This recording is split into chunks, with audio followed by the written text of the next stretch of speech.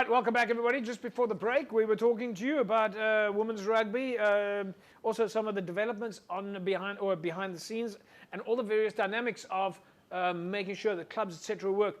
In studio with me, Jerome Parvater, Alistair Tace. We're talking club rugby. Renzel Botman joins us a little bit later. He'll give us a little bit of an update on the Hamilton's Villagers Derby. We've got some footage for you coming up still on the show a little bit later. And then we're going to start taking a look at the fixtures coming up this week. Jerome, you were mentioning behind the scenes City Park, I think it was. Yeah. Close on 1,000 young women playing rugby. Yeah, that is, I mean, you know, all the schools in Cape Town, so it was open for all the schools and Right. it's holiday. So they sent a lot of girls were coming. So it's good for us, and I mean, like, girls are watching women's rugby on TV, they see the girls are playing, they see the Springboks, they see the Springbok Sevens, they watch a lot of rugby, so it's growing. So I think everybody wants to be part of that, which is good. So are you talking about girls that are coming to City Park for, is it for to learn to play? Is it to play games? Give us a little bit more. No, it's just, it's Jongi and Nazim and a few other coaches and a few other women's coaches. It's just skills development and just to see where they are, because there's a lot of girls coming for the first time. We haven't touched a rugby ball, which is good. It's just basic, just skill work and just coaching and and there's a lot of coaches also coming in to attend the session, so they also learn. So Alistair, I've got to bring you into the picture here. When you get someone who's never picked up a rugby ball before, obviously there because of it's exciting to watch rugby and start playing rugby and get involved in the game. You see it on TV, and moms and dads are saying, well, my kids can play rugby. What's the first thing that you do, though, when you have someone who's never played rugby? I think it's just see how eager they are to learn, because majority of the time, a person who hasn't picked up a ball, they're just eager to participate and learn on how to play the game. So sometimes it becomes a bit easier to coach them, because what you ask them to do, they actually do. And there's no bad habits. Well, I'm quite curious here about the sort of the attraction of the sport, Jerome. I mean, if you think back to when you first played rugby, and you saw, okay, I want to play rugby. You know, you've played rugby at all sorts of different levels. When you're looking at it from the outside, you're seeing people run with a ball, you're seeing people kick a ball, you see people in a scrum, you see people in a line out. What is the thing that draws you to the game? You see people playing with friends. What is the draw card?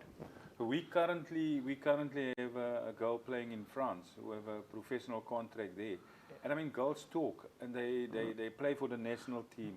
There's a lot of opportunities. There are a few of our girls who went to America with the Rhinos last year. So they talk and the word is out there, it's on social media. Yeah. So there is an opportunity. It's not like in the past where they were just playing for the club and just go home.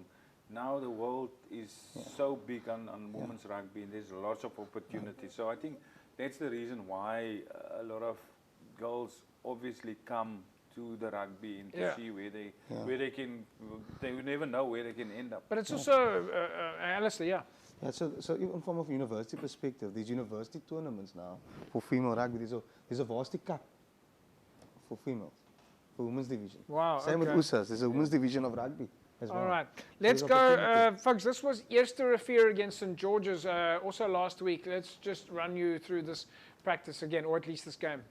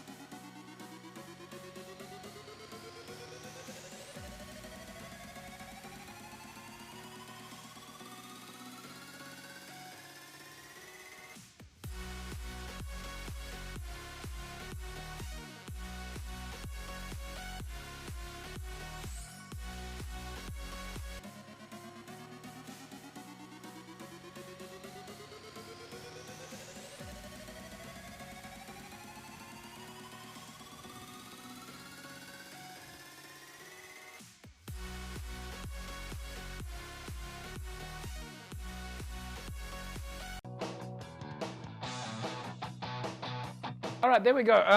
Jerome, that was another little glimpse for you. Yesterday, referee St. George's women's rugby, obviously at Castro. Quite a bit of good running rugby there. Yeah, good running rugby, good interplay, good skills, few switches in keeping the ball alive. Actually, good rugby. Yeah. So let's quickly talk, Jerome. Coaching. Nazim Adams, you mentioned earlier Jongi Nokwe. Jongi Nokwe, of course, former Springbok rugby player, works at Western Province Rugby, busy with the women's development, juniors there. Nazim Adams, you referred to earlier on as well. Nazim heads up your education department. You've got another coaching course coming up this weekend, Friday, Saturday, I believe? Yeah, Friday and Saturday we have the level 2 at the HPC. They're busy, the roads are busy. There's some race at Newland, so roads are busy there. So the course is starting Friday at 12, and then Saturday morning. For the folks that haven't watched the show before, when you refer to level 2, what are you talking about? Look, you obviously have level 1, then you go, if you get your certificate for level 1, you go to level 2, it's a bit higher, it's a bit more technical than level 1, and then obviously the next step is for guys to go to level 3, but we blessed because we always have 35, almost 40 guys coming in the it's a good course, and the guys are serious about it, and they go to their clubs and they go to the schools, and they just become better coaches. So we obviously got to get Nazim in here at some of the stage, but Alistair, you've done all these courses.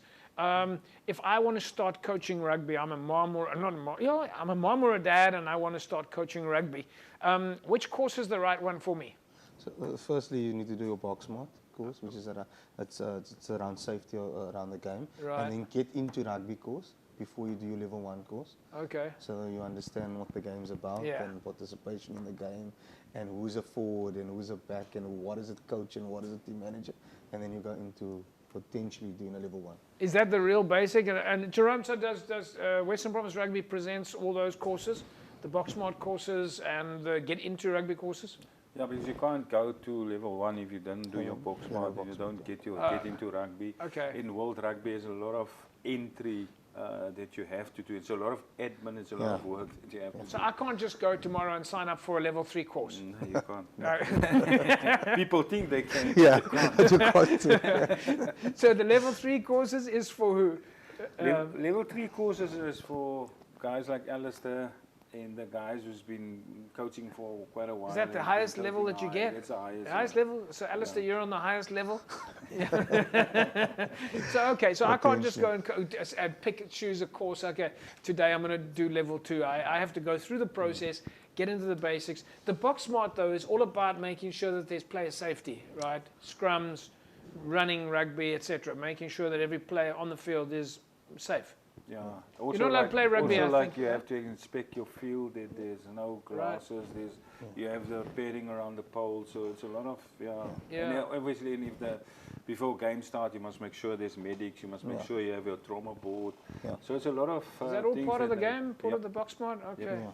So, and as a club executive committee, when we were speaking earlier on about management and how you manage your field and your clubs, and box smart and safety comes with that. Yeah, because the ref won't start a game if you don't have your trauma board, you don't have a neck brace, you don't have medics. Yeah. Is that relevant also to practice sessions, Alistair? Yeah, if you're having a contact session, in your full, you got to do all that. Medics need to be all whoever's the medic in your club or your physio, if you're fortunate enough, with your trauma board out. But with the box smart, you get box smart for the coaches, you get box smart for the management, for the administration. Okay, so there's different levels of box smart. So they know what safety around the particular area of the game. Okay. All right, folks. Well, there you have it firsthand. That if you want to get into the world of rugby, especially if you're a mom or dad and you've got kids planning on playing rugby, Western Province Rugby's got all of the various courses in place to make sure that the players are safe. We'll take a break. When we come back, we start taking a look at the Western Province Club Rugby League that starts this weekend. Of course, we had one big derby this past weekend. We'll talk more about that after the break. Don't go away.